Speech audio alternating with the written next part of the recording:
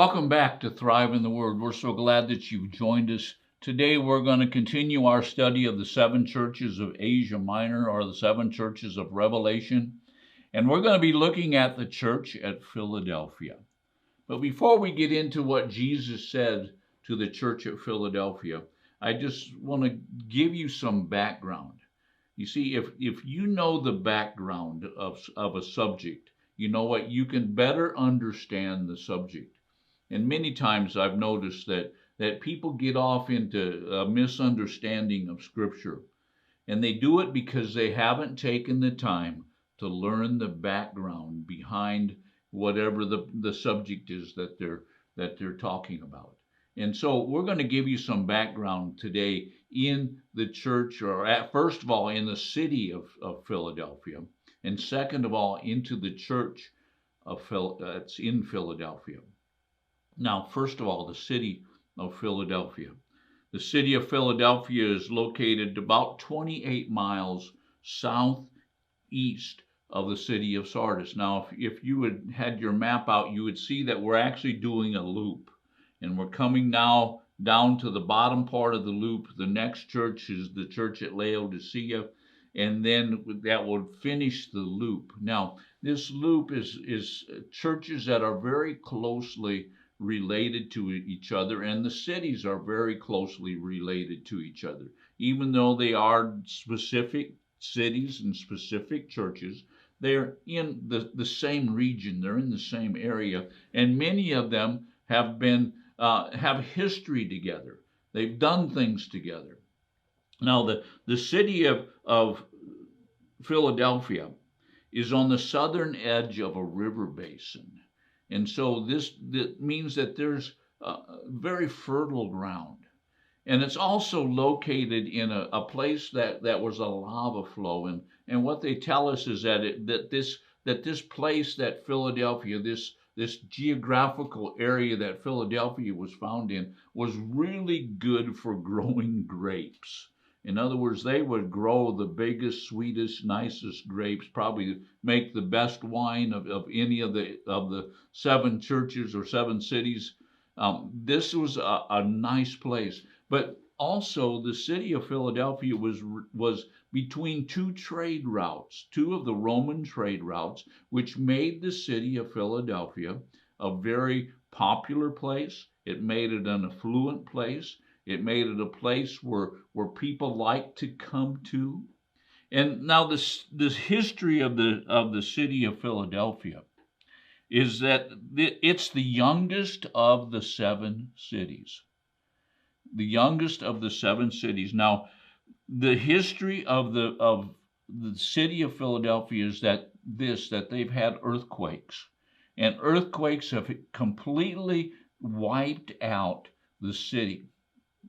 Actually, back in 37 AD. Now, remember, this book was written somewhere between 95 and 100 AD. In 37 AD, an earthquake hit the city of Philadelphia and completely leveled it. So remember that this is a new city. It's a rebuilt city. And the city of Philadelphia had one glaring characteristic. The city of Philadelphia was the headquarters for the Hellenists. Now, who are the Hellenists? The Hellenists are a religious sect. We would call it Hellenism. Now, we need to take a look and see what Hellenism really is. Now, Hellenism would bring in what people would looking from the outside would say, this is a nice, peaceful place. The city of Philadelphia. The name itself, the city of brotherly love. Actually, Philadelphia was known as the city of the open door. They found all kinds of languages and all kinds of cultures and all kinds of things represented in the city of Philadelphia and in the artifacts of the city. This was a city that just had its arms wide open and saying, come on, we accept you. We accept you. Come on, we don't care what you're like. Oh, you're homosexual. Oh, we accept you. Oh, you're a bank robber. Oh, we accept you. Oh, come. And the reason for that is Hellenism. Now, Hellenism, what is Hellenism? What does Hellenism believe? Hellenism believes that human beings are the center of the universe. There's not a God, there's humans. Humans are God. Humanism believed that the human mind was the greatest source of all wisdom. Hellenists believe that the human mind was the greatest source of wisdom. They also believed that right and wrong was nothing more than a human choice. Whew.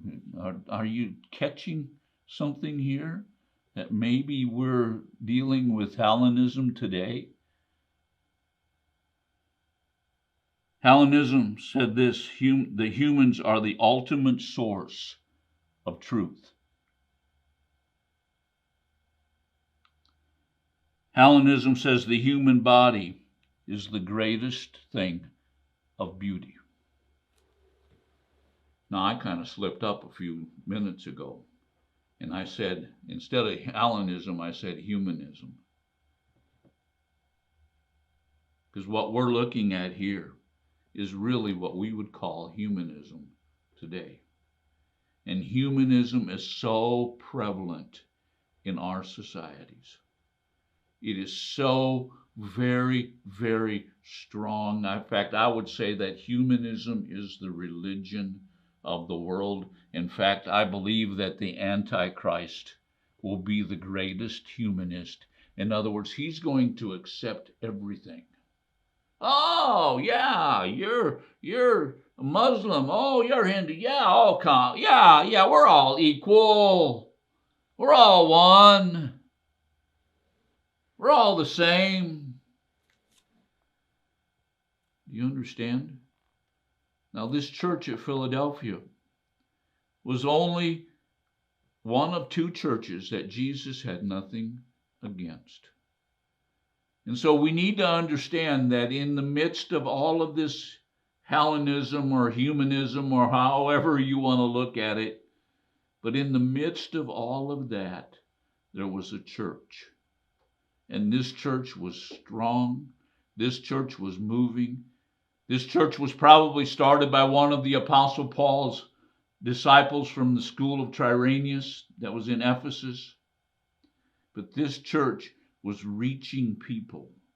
And we're going to take a look at this church and what Jesus said to this church in our next podcast. I hope you join us. God bless you till we speak to you again.